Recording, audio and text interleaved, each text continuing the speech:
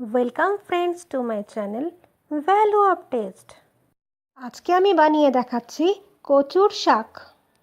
অন্য লিফি ভেজিটেবলসগুলোর মতো কচুর শাকও হেলথের জন্য দারুণ বেনিফিট দেয়। এই জন্য অনেকের জুসও খেয়ে থাকেন। আমি এখানে ব্রাউন কালারের একটা কচুর শাকের স্টেম ছোট ছোট পিস করে নিয়েছি।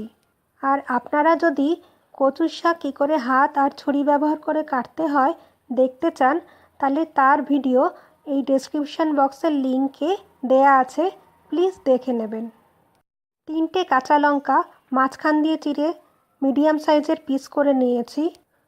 সল্ট স্বাদ মতো, 1 টিস্পুন হলুদের গুঁড়ো, 1/2 teaspoon garam masala powder, 1 teaspoon red chili powder, 3 tablespoon coconut paste, 30 থেকে 50 গ্রাম ছোলা ভিজিয়ে নিয়েছিলাম, 2 টেবিল স্পুন যে কোনো অয়েল, 1 পিঞ্চ কালো জিরে, 1 টিস্পুন চিনি। চিনি এখানে অপশনাল হচ্ছে, যদি মিষ্টি পছন্দ করেন তবেই দেবেন। কড়াই গরম হলে 2 টেবিল স্পুন সর্ষের তেল দিয়ে দিচ্ছি। তেল গরম হয়ে গেছে, এবার 1 পিঞ্চ কালো জিরে ফোড়নের মতো দিয়ে দিলাম। কালো জিরেগুলো অয়েলে একটু ফাটতে থাকলেই আমি কাটা কচু শাকগুলো এর মধ্যে দিয়ে দিচ্ছি। সবুজ ডাঁটিয়ালা কচু শাকের থেকে ব্রাউন কালারের কচু শাকগুলো একটু বেশি টেস্টি হয়। 1 টিস্পুন হলুদের গুঁড়ো, 1 টিস্পুন সল্ট দিয়ে দিচ্ছি। ভালো করে নেড়ে চেড়ে 7 থেকে 8 মিনিট হাই ফ্লেমে ঢাকা দিয়ে হতে দেব। আপনাদের যদি খুব তাড়া থাকে তাহলে প্রেসার কুকারে কচু শাক দিয়ে একটু সল্ট আর একটু হলুদ দিয়ে বয়েল করে নিতে পারেন, কিন্তু জলটা ছেঁকে নেবেন না, তাতে নিউট্রিয়েন্টসগুলো সবই প্রায় বেরিয়ে যায়। এবার 5 থেকে 7 মিনিট মিডিয়াম ফ্লেমে হতে দিচ্ছি। হাতটাকে একটু ড্রাই করে তারপরেই কচু শাক কাটবেন, আর তারপরেও যদি ইচিং হয় একটু আগুনের তাপে হাতটাকে একটু সেঁকে নেবেন, তাতে ইচিং অলমোস্ট কমে যাবে। হাই আর মিডিয়াম ফ্লেমে প্রায় 15-16 মিনিট কুক করার পরে দেখুন জলটা প্রায় শুকিয়ে এসছে।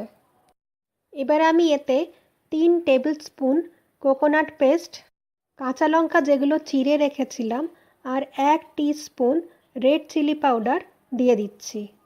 কচুর শাক থেকে জলটা প্রায় শুকিয়ে আসলে আপনাদের যেরকম পছন্দ সেই অনুযায়ী একটা হাতা দিয়ে একটু স্ম্যাশ করে নেবেন, মানে একটু পিষে মিশিয়ে নেবেন। ভালো করে নেড়ে চেড়ে 7 মিনিট লো ফ্লেমে হতে দিচ্ছি।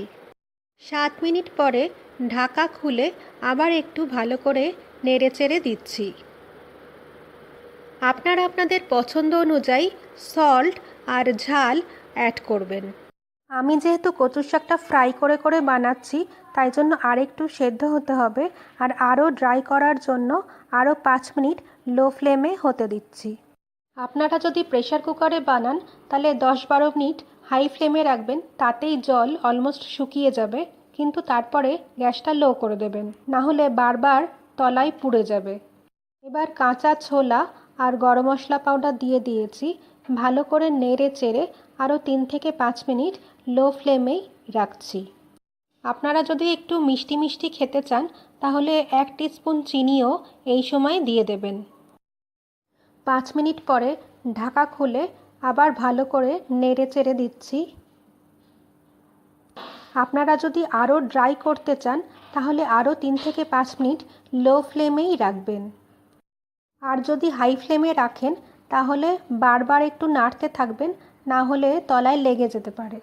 আমার মোটামুটি বানাতে আধ ঘন্টা সময় লাগলো।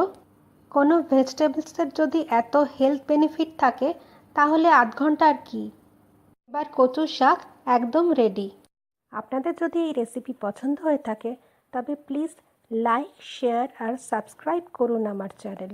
Thank you.